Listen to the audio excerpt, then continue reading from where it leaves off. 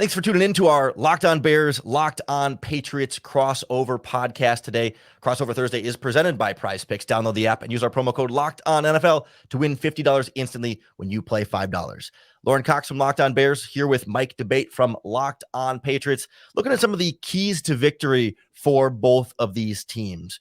Mike, I think we've been focusing a lot on the trenches for good reason here.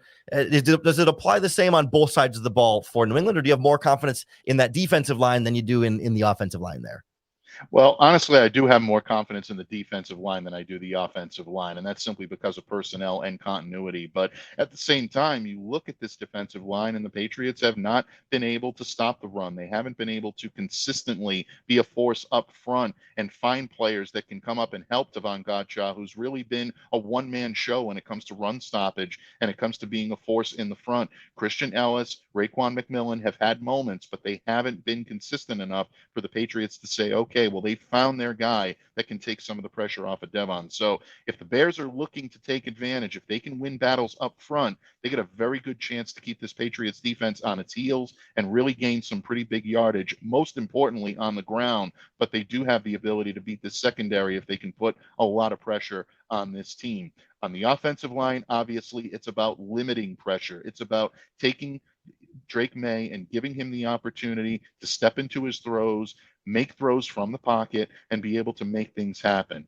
Also, the Patriots are going to need to get consistent run blocking to be able to open up that running game and utilize the outside zone looks that Alex Van Pelt wants to incorporate with Ramondre Stevenson. And then on third down with guys like Antonio Gibson that can take pressure off. So a lot is going to be opened up for the Patriots if those two lines come to play. If they can do their jobs, yeah, the Patriots always have a puncher's chance, and I think they will have a puncher's chance in this one. If they don't, it's going to be a long afternoon in the Windy City for the Patriots. So, like, what does it look like? Like, what does a Patriots win look like? Like, if we fast forward to the game's over and the Patriots won by whatever score, what does it take for them? What would they have had to have done in that game that succeeds, like puts them to that path to victory? First and foremost, they need to win the battle on both sides of the line of scrimmage. They need to be able to dominate or at least control the game from both sides of the line. If they do that, the Patriots always have an opportunity to win. They need to be able to control the time of possession. They also need to keep the flags out of the officials' hands. This is one of the more penalized teams in the league right now. They need to play smart, consistent football, not beat themselves, and they need to protect the ball. They really need to avoid the turnovers that have been so costly for this team. So even though it sounds so rudimentary, Lauren, even though it sounds like it's very basic, these are the things that the Patriots need to do to win. But if they are winning and they are doing these intangibles, it involves a strong running game. It involves Drake May taking shots down the field, stretching the field with some of the pass catchers that he has, and some of them can do it, like Demario Douglas, Kayshon Boutte, and even a Tyquan Thornton, who's kind of been forgotten about in this offense. He's got the speed to do it. If he starts hitting these guys and then utilizing the red zone for short runs from Ramondre Stevenson and short passes from Hunter Henry, that's how this team can win.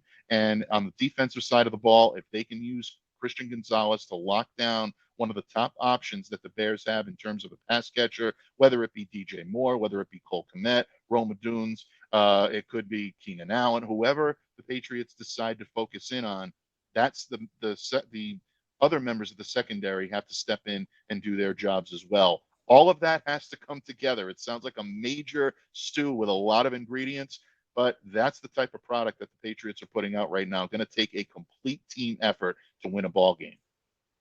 From the Bears side, I think there's, even after they've struggled the last couple of weeks, I think there's a confidence level that the Bears defense will be able to get a couple turnovers off of Drake May and the Patriots offense and generally hold them, under 20 points at a maximum there, right? Like thinking probably in the, 13, 14, 17 point range is where this Bears defense can hold them. So then the real question for Chicago then is, can Caleb Williams and this offense rediscover some of the things they were doing well a month ago and get back to just like non-messy looking offense? They just haven't been able to consistently find a rhythm and keep him upright and clean and let him operate and get the ball to all those weapons you were talking about. Like the whole point of trying to put Caleb Williams in this team was, okay, You give him more and Dunze and Allen and Komet and DeAndre Swift, like he's got some of the best weapons you could hope for any rookie quarterback coming into, and they just haven't been able to find ways to really maximize that talent and get the most out of him and get the most out of them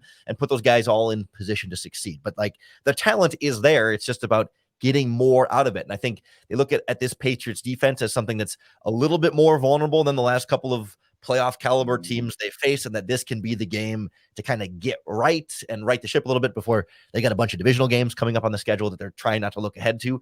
But if the Bears don't find a way to get the offense going against the Patriots, if they find a way to lose to a 2-win New England Patriots team, there's some real smoke around Matt Eberflus's hot seat right now. The Bears have never fired a coach in season, and I still think a loss to the Patriots wouldn't have him lose his job, but they might have to start firing some kind of assistant, some kind of scapegoat opportunity here midseason, because this would be as close to rock bottom as it feels like the Bears season could get at this stage of the process. Yeah, that's a fair assessment, and it's amazing to hear that consistently week to week. That losing to the Patriots could be a catastrophic thing for opposing teams for so long. Back to when my predecessor, Mark Schofield, had this chair and this microphone talking about the New England Patriots being, a team that was always formidable. It's tough. It's tough to hear, but at the same time, you're absolutely right on the money, and I agree. I think this week is going to be a very difficult week for the Pats. I think they're out talent matched when it comes to both sides of the ball by Chicago. It's going to be whether or not the Patriots can play up to their level and whether or not they can force Chicago into some mistakes. To me, that's the only way they come out of the Windy City with a win this weekend.